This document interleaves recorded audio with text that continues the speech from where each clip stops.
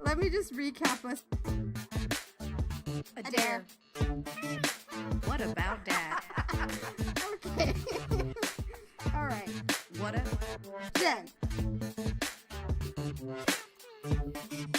What about Dad? Podcast. Hello, everybody. Hello. I am back. It's Jen. Adair will not be with us tonight. It's just going to be you, me, a can of Down East cider, talking about Wynoona Earp, Season 3, Episode 10, The Other Woman. But before we get into it, I have a very important announcement to make. Probably the most important announcement I've ever made on this little cast. So, Adair and I, we've gone and made it official. No, not shotgun wedding official, but close. This year, we are hosting the official Wynoona Earp Manhattan Season 3 finale viewing party. Episodes 11 and 12. Where, you may ask? Well, that's going to be at the Blue Haven Bar, which is on West Houston, from 7 to 11 p.m. And we are planning a ton of fun little things that are going to consist throughout the evening. So starting at 7, we're going to have a little meet and greet. At 8 o'clock, we're going to be doing a live cast where if you have any questions, a subject matter you want us to talk about, please tweet us at whatabout_dat, and we will bring that up on the cast. And this is really an opportunity for us to meet you and for you to meet us and for fellow Earpers to come together and nerd out over their favorite subject matter, sci-fi, Western sci-fi. We're really, really looking forward to this. This is our first podcast event, and it's taken a while for us to get to this point, but which is why we're so excited for it, and we've planned just a great evening. There's going to be trivia, there's going to be bingo, there's going to be donuts, there's going to be drinks, and for people who don't drink, there's going to be water. There's going to be dinner, but we're not paying for that. You have to buy it at the bar. But fortunately, this location it's really fun. It's in a nice part. It's in a really fun part of it, Manhattan, the Greenwich Village, and there's going to be 4 flat screens with Wynoona Earp's beautiful face playing on it all night long. So please, please, please come join us.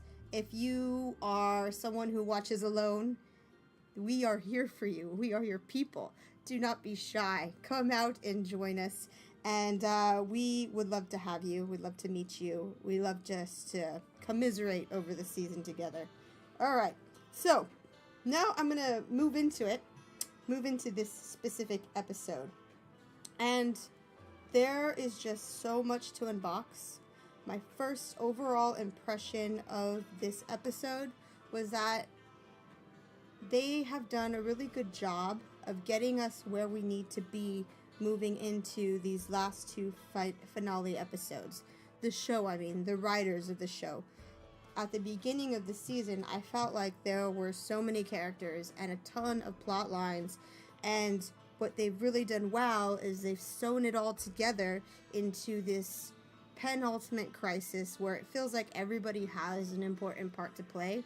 And sometimes when you have a large ensemble, some characters kind of drift behind into the background, and I don't feel like that is the case with this show. I feel like everybody's actually pretty important. If anything, the only character I think who I haven't seen enough of this season all year long, the only character who I think might have drifted into the background for me a little bit is the vampire Kate character. But other than that, I think that Waverly's got a huge part to play. Wynoona's got a huge part to play. I loved the amount of Jeremy and Robin in this episode. And I feel like I'm really enjoying seeing their storyline every week and their partnership, and it kind of reminds me of early Wait Hot, and I've really enjoyed them on this season, bringing Robin in as a new character. So I think we're in a really good place, and overall this episode I thought was a really good episode. I would probably give this a 7.5. I feel like there's always room to grow, but we're getting there, and every episode has just built on itself. So Wynoona. Now I'm going to start with her today because she is the heir, she is the title character, she is our leading woman. She's sacrificed a lot. She's sacrificed so much in her fight against evil. It's her family business, and that business has required to give up effectually members of her family. Her father died fighting the curse. Her sister also dead due to the rising of evil and the fact that she was the original heir. Her mother gone, someone who has not been able to have she's not been able to have a relationship with because of the curse. And now her daughter, last season, she had to give up because of this awful curse. She hasn't been able to be in her daughter's life, raising her daughter like a mother should. And now we have Waverly. At the end of this episode, it was revealed that the final stakes, the final thing that the world has asked of Wynoona is to give up her sister. And this seems like a line too far for Wynoona, because at the heart of everything, the heart of the show, it's always been this relationship between Waverly and Wynoona that has driven the show, and it's specifically Waverly that drives Wynoona's heart. So the notion that she would have to give up the last remnants of her heart seems like a lot to ask of someone. And I completely in that moment felt for Wynoona, and I couldn't get myself to justify her making that last sacrifice. And two things really came up for me when I watched this. I'm always making comparisons between the Earp sisters and the Danvers sisters. I always compare Alex Danvers and Kara to Wynoona and Waverly, and they are in no way alike, but I just can't help but think that I cover two shows, and both shows are about these strong, powerful sister relationships that are fighting the presence of evil in their world. And I feel that specifically Wynoona and Waverly this season have just really brought that, and that's something that never gets lost in the storytelling of the show. So when I got to the place where it was revealed that Waverly was going to be the final sacrifice, to me there was a moment where I was like, oh yeah, for sure, this is the hardest thing you could ask of Wynoona, for sure. And I wasn't all that surprised.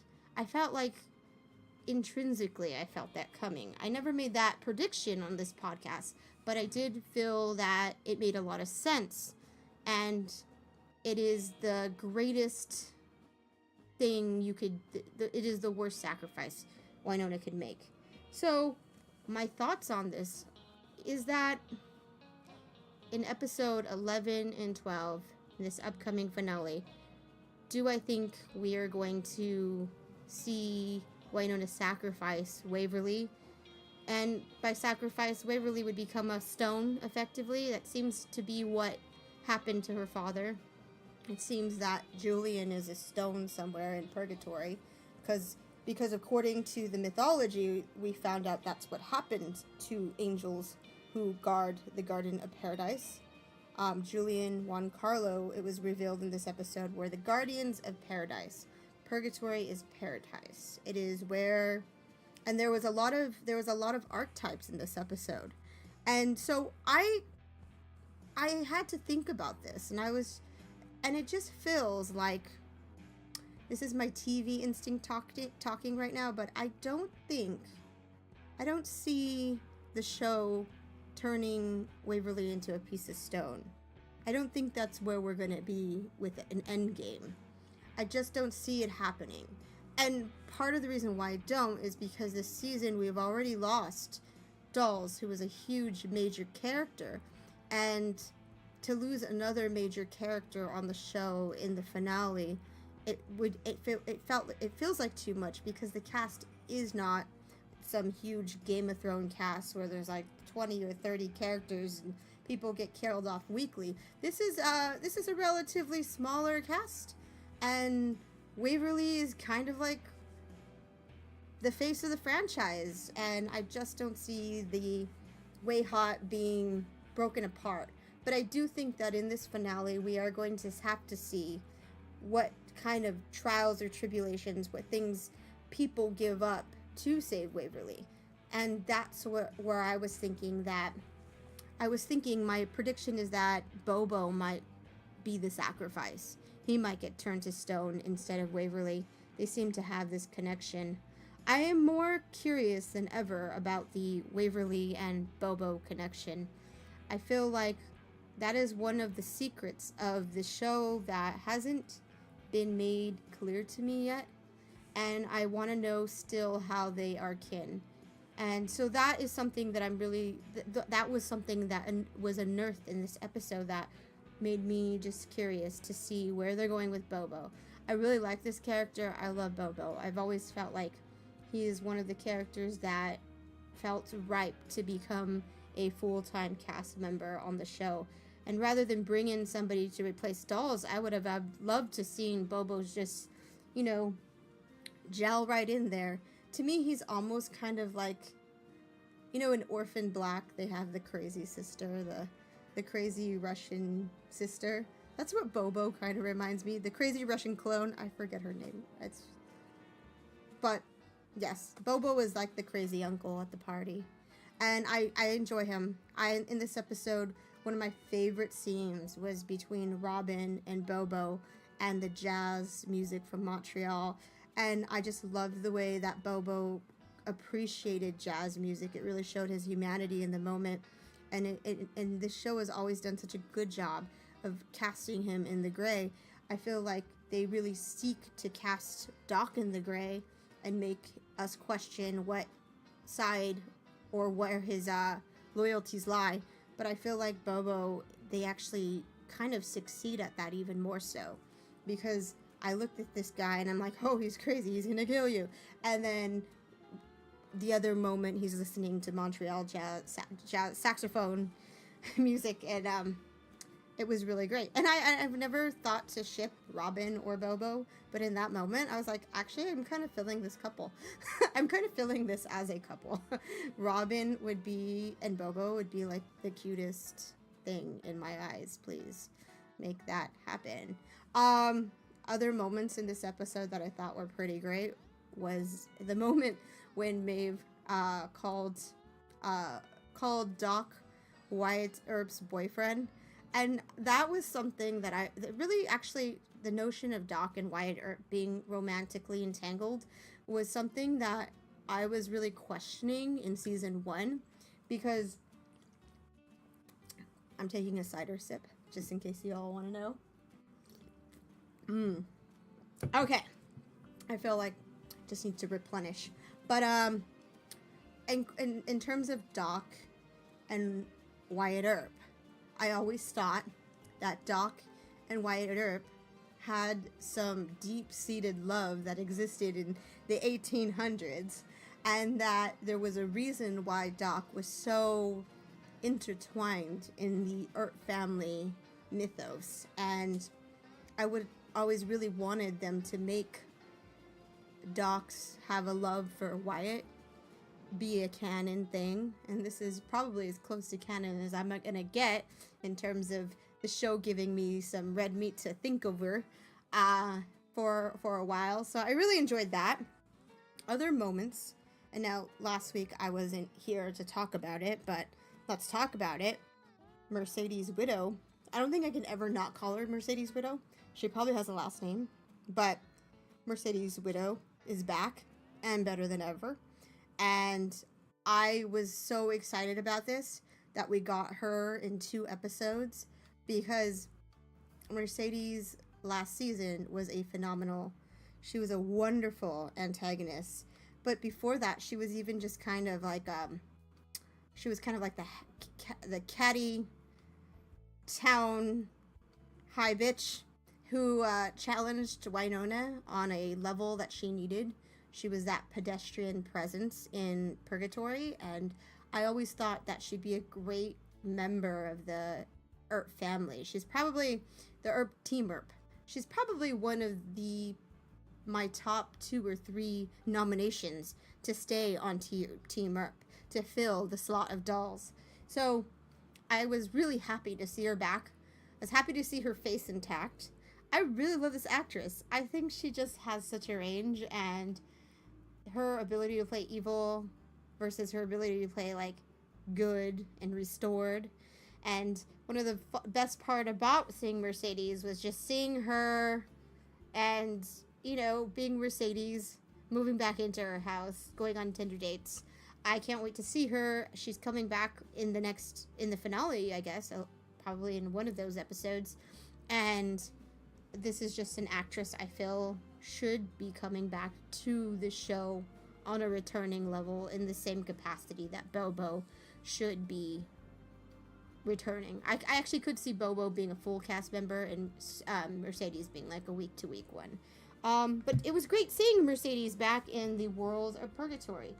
This week, the major conflict, and probably one of the most glorious entrances to the show, the special guest of the week I'm talking about, Anna Silk, rips back a hazmat suit to reveal all the greatness that is Anna Silk. I really, really miss this woman on my TV in my eyes, and I've been doing a rewatch of Lost Girl. So seeing her was just really great. Seeing her was amazing. I had heard she was going to be on the show, but I'd never stopped to read any of the tidbits that come out in the news or anything on her appearance.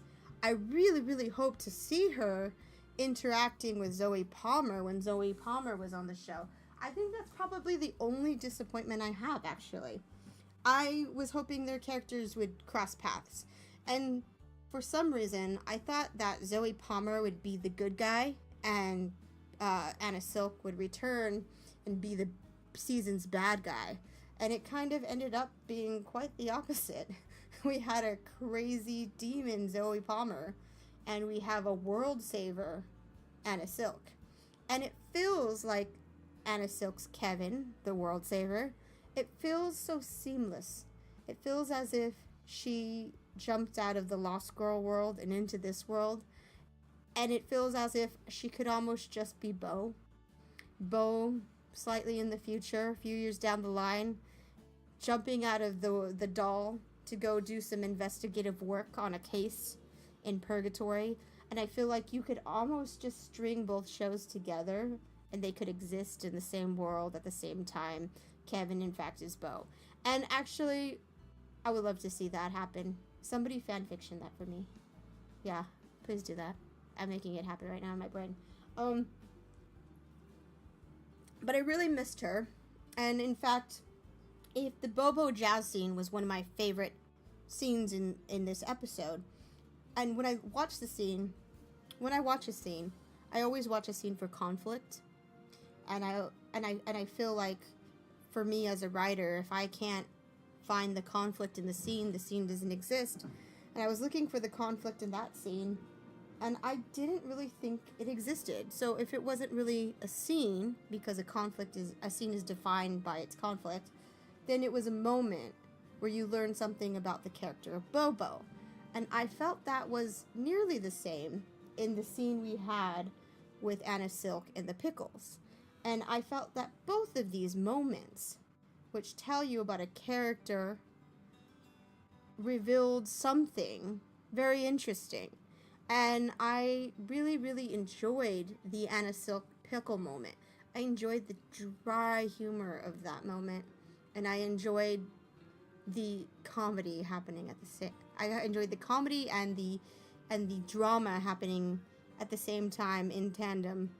As it's revealed that she's going to be the guide, if you will, to Waverly and Wynoona, who's going to lead them to a solution in solving in finding a way to take down Balshar.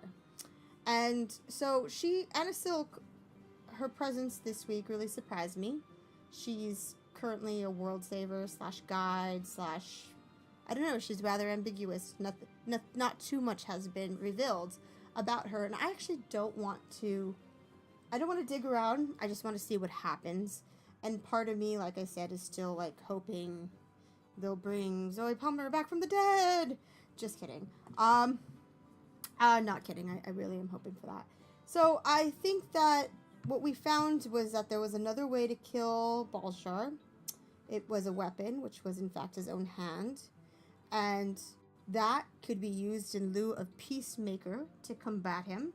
And Waverly and Wynonna go on a quest to get it, to retrieve it out of a cave that's full of uranium, which is just sitting in purgatory, because of course it is. And along the way, we find out more of the mythology that is happening in this world. And I want to just talk about that for a second. I want to just kind of talk about what my predictions are, because we found out a lot, and I like to throw a lot out there.